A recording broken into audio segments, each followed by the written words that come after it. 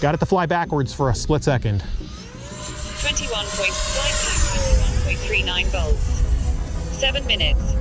What's up, YouTube? John and Tony here, flying the Freewing F-18 Blue Angels 90mm, running the FMS 1950 kV motor. And today we're going to be flying it on a Z100C 6000 pack. Pretty soon I'm going to be actually upgrading to SMC packs. I've gotten badgered by a couple of my friends who tell me that Z packs suck.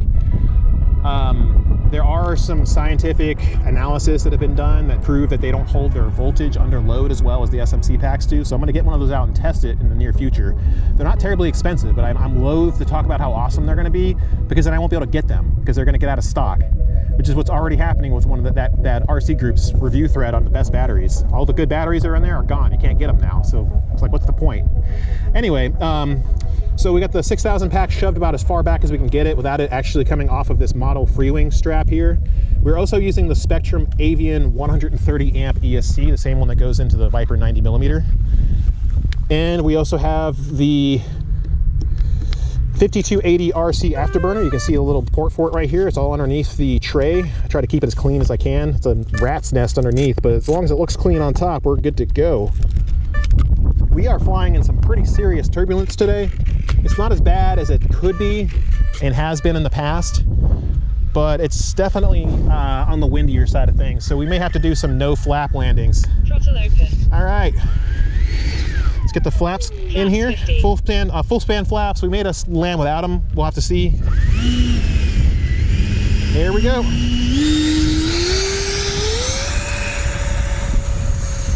Flap gear up. That was about a 20-mile-an-hour headwind it flew into, so it got up quick.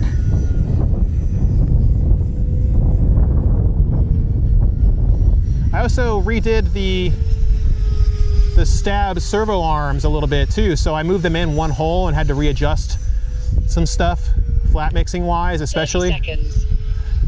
So I got more torque on the stabs, but they don't move as far, but they didn't need to because I was already like not even using the full rates. I had to actually limit them because I was using too much. God, this is an amazing jet, man. This is going to be one of those ones that's always in my hangar with this new motor I'm using. Look at how well it flies.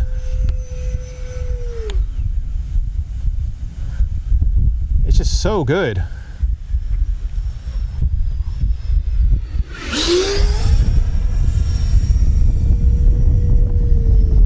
Funny enough, the only actual person here who can do proper Blue Angels flights is my cameraman, Tony, because he flies for the virtual Blue Angels as Blue Angel number 5.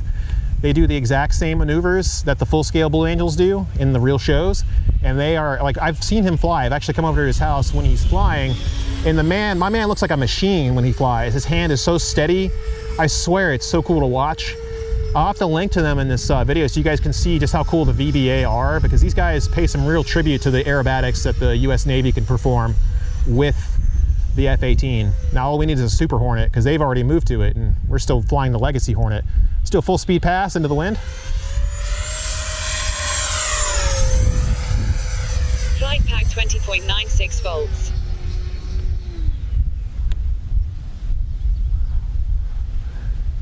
Amazing jet.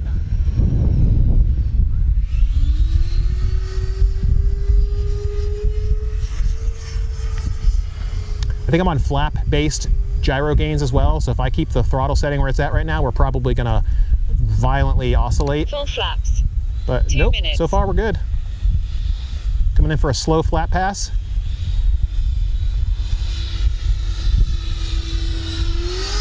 Flaps up.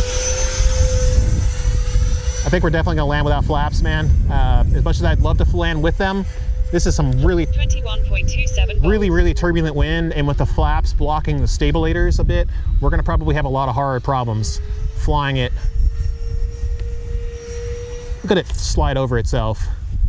It's so agile. Love it. Flying into a serious headwind, we got to throttle up.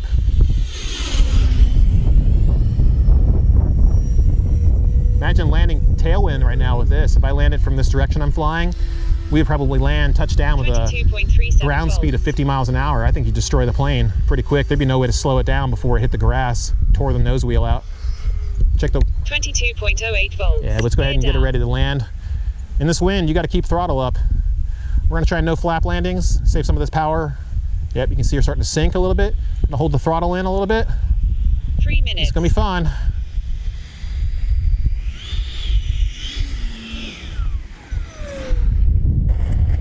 I'll take it.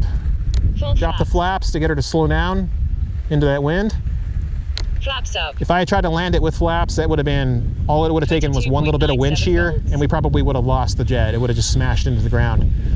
I do like to say that wind shear is a really big problem here. As you guys have seen with the Viper, when I tried to do the landing tutorial, the thing dropped like 10 feet in the sky because I was landing without crow, so I didn't have power. Therefore, the plane was susceptible to the whims of the moving air mass. Here, when I'm landing with throttle, it's not so bad. You can cut through it. But wind shear is a big problem for full scale and a big problem for model scale, even worse for model scale. 22.97. So hopefully the winds will start dying down soon. We'll be back in a little bit though. All right, here we go.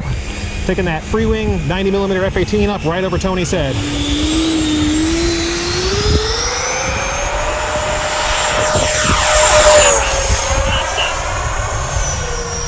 Now I remind you guys, this is using the lighter weight 1950 Freewing motor, or sorry, FMS motor that you find in the E-Flight Viper 90mm.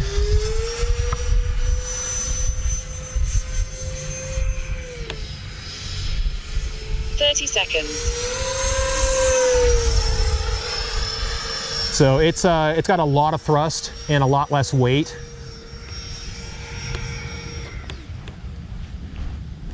Gotta be careful getting her around. We're in a very narrow area now. This time of year, we're gonna be flying from this spot instead of over there where we normally do. So we have to watch out for the trees a little bit more over here. Try a knife edge pass.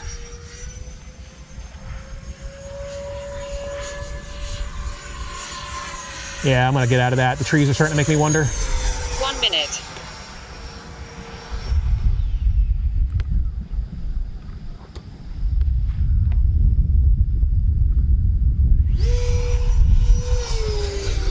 Tail slide into flat spin.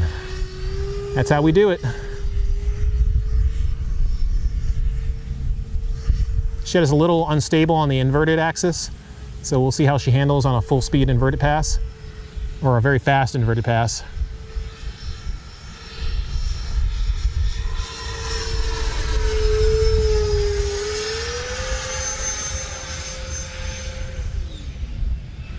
Very agile. 23.15 volts. And still plenty of power to fly with too.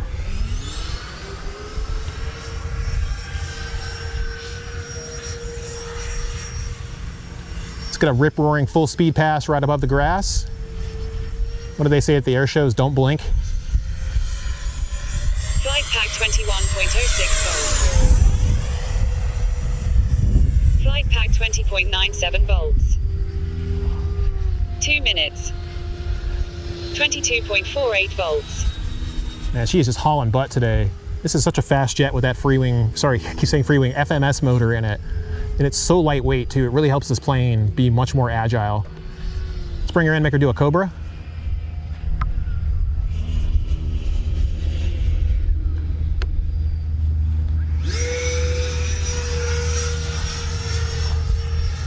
Something I think the full scale Hornet can do, and especially the model scale can do it really well now that the F-18 comes with the upgraded stabilator system.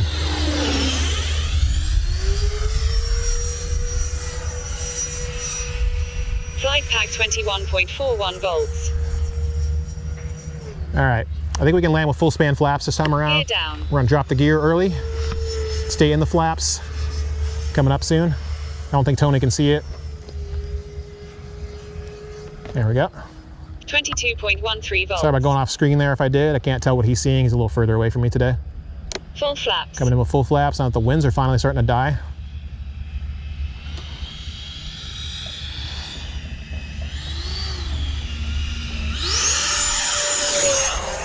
Just about hit myself in the head with that. Flight pack 20.61 volts. That was crazy. So yeah, still a little unstable in this air. Definitely gonna land without flaps for sure. 21.96 volts. I don't recommend landing with full span flaps when there's any kind of pack 21.11 turbulent air to worry about. God, I'm a little shook by that one. That actually scared me. It looked cool though. It sure looked cool. All right, we're just gonna land without flaps as we've been doing. Yeah, it's much more predictable like that right now.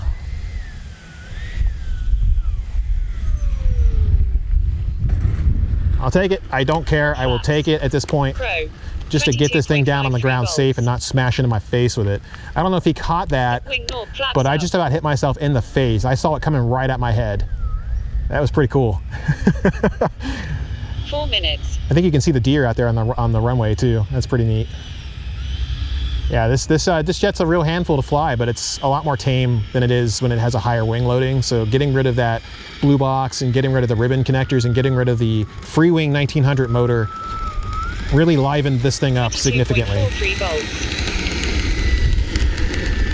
Thanks for watching, guys. We got more coming soon. All right, guys, here we go. Last flight of the F-18. Hopefully it all goes well. I'm coming off my jitters flying the F-15. I don't know when you guys will see that one, if it's before or after this one, but I just about flew it into the hangars over there. They probably wouldn't have appreciated that too much, so it's a good thing I have a little bit of skill. Of course, there's something to be said for not doing stupid stuff that puts things in danger to begin with. Flaps up, gear up. God, this thing's got so much power with that setup in it. It's so much lighter. This is a 5250C Z pack, by the way. We're going to be moving to SMC packs pretty soon. As much as I like 30 seconds.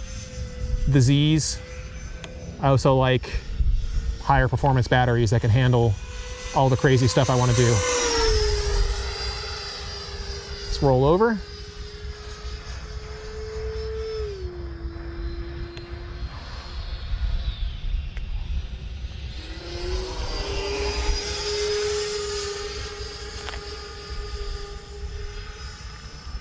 Yeah, this is an amazing jet. I'm so happy I have it. It took a bit of practice to get this thing to fly as good as it does now. It's so locked in and stable. It's power loop. If I kept holding the stabs in that maneuver, it would have stalled out, but it didn't. It's got an amazing tight loop capability.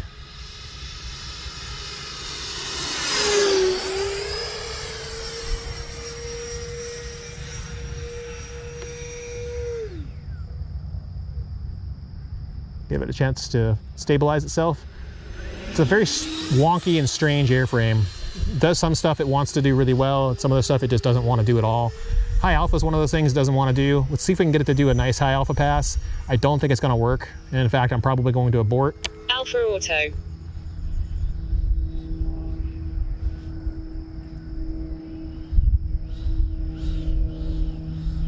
Actually, I don't know if it's holding the nose up at all. I can't really tell. Wing normal. So we'll just... 2 minutes. I was using the stick movements for it, but I couldn't really tell what it was doing.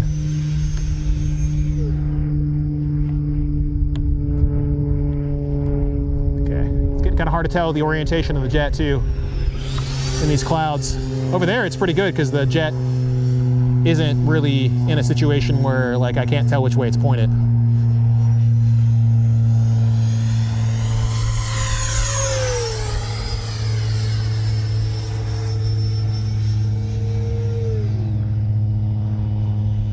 You can make some amazing big loops with this thing now.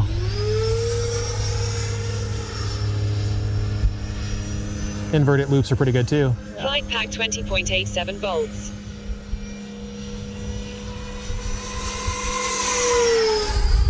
It's got an awesome sound. That FMS motor, man, it's just incredible the way it pushes that air.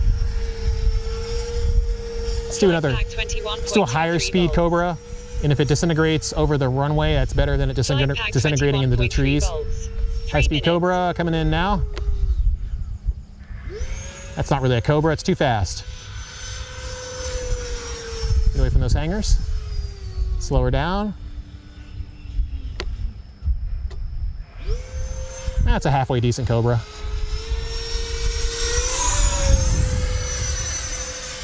So agile, man. I think part of the reason why it's not doing amazing Cobras right now is because the, what do you call it? The center of gravity is shifted further back. So we're gonna try to land with full span flaps with the center of gravity being a little further forward, and this wind, it might help stabilize it. If it starts getting wonky, we're gonna throttle out of it and just use standard, no flaps at all. We've been doing pretty good with no flap landings today. Looking good so far. Coming in really good, actually. It's definitely something that flies better when it's nose heavier.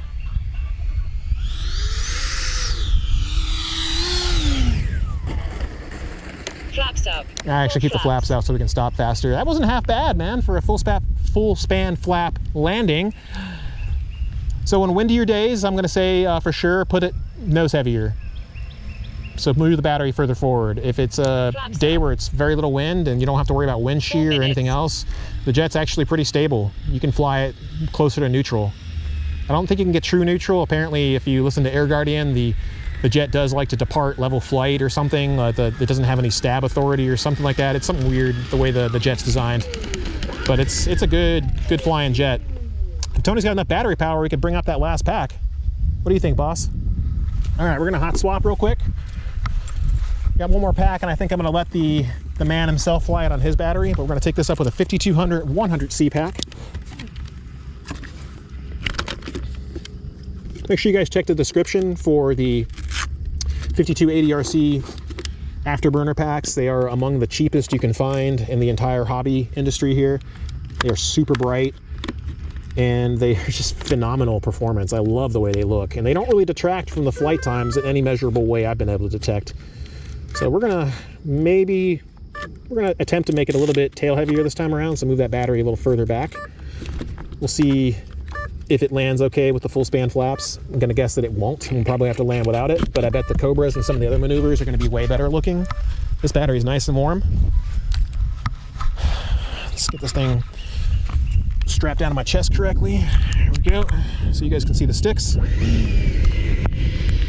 Point this camera back up just a little bit more. That's 50. I do like how tight you can turn this jet on this taxiway. It's pretty sweet. Here we go. I think we just ate some grass. Sounded like we ate a wire or something, but I know we didn't because I have all the wires tied down. So a piece of grass came flying out of it is what that was. Yeah, the wires are fine. Here we go. Half flap, half throttle takeoff. Nice and gentle. Look at that go. Into the power as we go over the tree line. Coming in for a high-speed pass right in front of Tony. 5 minutes. The gear door didn't want to come all the way in. We're gonna pull the gear up right now at nearly 0 airspeed. Look at the way it stalls. Are those gears still wonky? They are. Gear down. Okay. Gear up. Pull the gear up now. Hopefully they should retract. Looks like they did. Looks like the nose wheel or the left wheel isn't coming all the way up. Come on, Freewing, get your stuff together. Gear down. I think it's the winds today. Sometimes landing gear don't like to cooperate with the wind. Okay, we're gonna turn her around. We're gonna do it with low throttle settings this time around. Maybe it's a BEC issue. It's not getting enough power to the retracts to overcome the air. Gear up. Push down. It looks like we're cleaned up. Yeah, it was a BEC issue. Okay, cool. This happens on the A-10 70mm as well. Sometimes you just gotta pull the throttle back and mess with the gear, especially if it's really windy. It just doesn't, it can't overcome the air resistance. Let's pull over. Look at how tight it loops around like a coal bit almost. It's crazy powerful. But as a consequence, it's probably gonna be a lot less stable when it comes time to land. 6 minutes. So we're gonna we'll do one landing pass with full span. 22.5 volts. And if it starts feeling weird, we're gonna throttle out of that. Let's do a tail slide.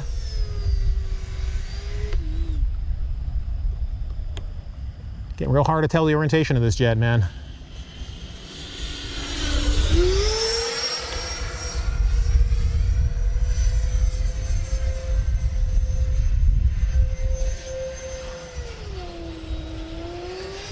Now let's do a proper Cobra. Now that the CG is a little further back, I'm betting it's going to be a little bit more spectacular and less floppy. It will probably fly backwards momentarily. 3, 2, 1, pulling now. Maybe I was too fast. Let's try again. I love that they reinforced the stab system, man, because like it can handle it. It can more than handle it, especially with the torque that these HS85s can put out in the stabs. Got it to fly backwards for a split second. 21.39 volts. 7 minutes.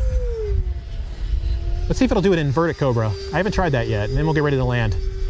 Battery level? 22.3 volts. It slides around the pulls. It's so nice.